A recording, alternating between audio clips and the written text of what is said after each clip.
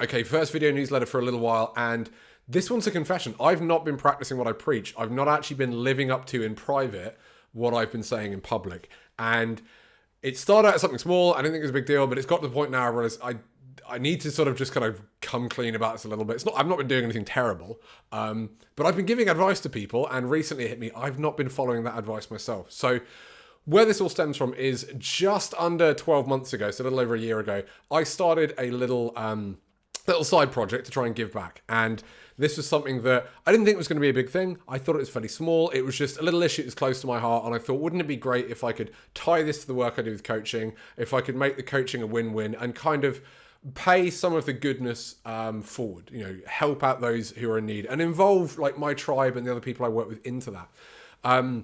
So what I did is I set up a link with this charity it's a center in Moldova for mentally and physically disabled children. And they help these kids get the kind of support and their families get support that they cannot get. Moldova is one of the poorest countries in Europe, and there's no real government funding for this. And a lot of these kids, because of their disabilities, special needs, they often end up abandoned in residential homes. And really, if you've heard of the Romanian orphanages, it's not quite that bad, but it's not far off. It's really, really horrible situation. And this is an issue that's very close to my heart. I thought, wouldn't it be great if I could link this to the work I do with patient-centered training? So what I did is I set up a little link, which basically meant that anytime somebody bought anything from me, whether that was a membership, whether that was a course, anything like that whatsoever, some of those proceeds went to paying for speech therapy lessons for the children at this centre. Because the speech therapy is really, really key. If they can't communicate, they can't live independently. When they can communicate, not only are their lives better, but their families' lives are as well. It really, really improves things. So for the last 12 months, I've run this little scheme where anytime somebody buys something from me, or if they leave me a review online, I automatically will fund some of those there. And I didn't make this public because at the time I didn't want it to seem like, oh, I'm doing this thing, but only if you buy from me. I didn't want it to seem like it was like a sleazy marketing thing, like I'm just doing this to try and make more sales and stuff like that. I've seen people do it that way before. It's never quite sat that well with me, and I was worried people were going to think I was doing that. So I didn't publicize it at all. The only people who knew about it were people who'd actually invested in a course, in a program, in a membership, something like that. It was like, hey, now you're in, by the way, this is a thing that you've helped do. And I kind of like that because it was like, oh, it's a little nice surprise for them. And I thought this might fund a few sessions. It'd be quite a cool thing. It's not been quite 12 months, and this thing has worked way, way better than I ever expected. It's been way more successful than I could have even hoped. We've actually, the time we're recording this, a couple of days before, we hit the 300 mark. We have funded over 300 speech therapy sessions for kids at this centre now, which is insane. I am beyond overjoyed with how it's gone. It's quite overwhelming, and it's all come from the people who've supported me, who've supported patient-centered training. I couldn't have done this without these people.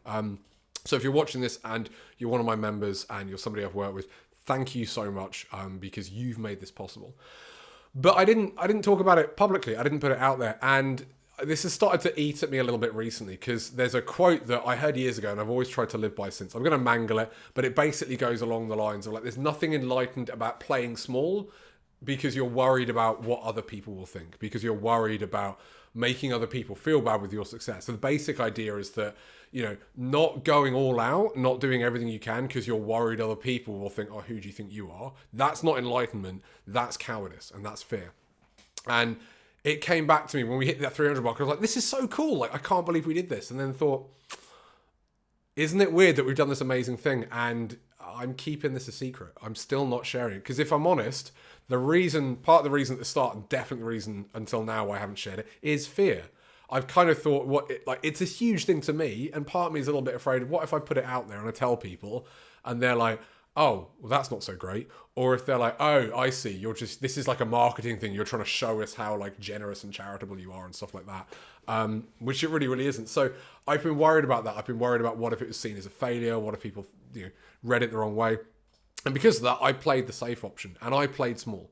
And I only told people about this once they were part of the inner circle. And I haven't publicized it at all.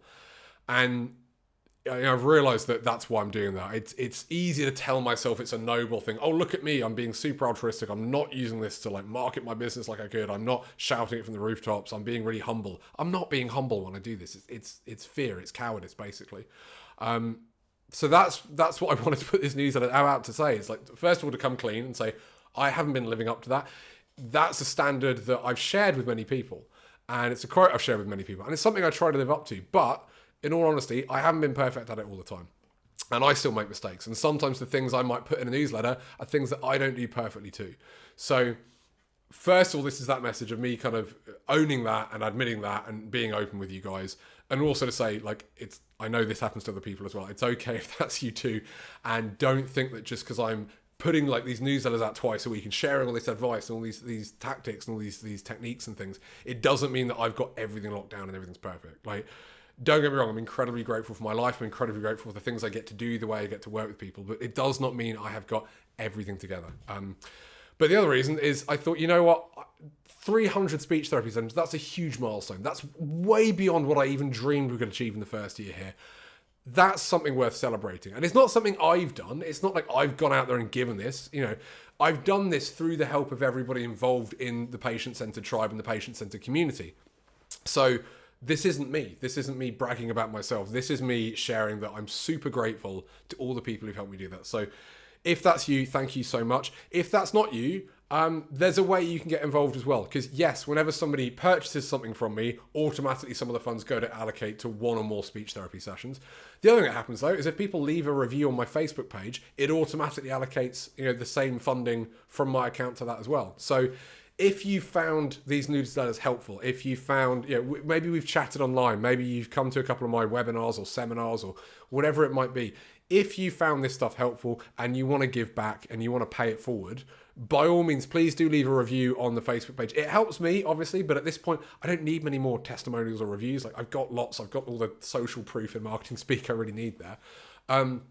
But you can actually help support this endeavor. You can help support, it's called the Tony Hawk's Center for Children in Moldova.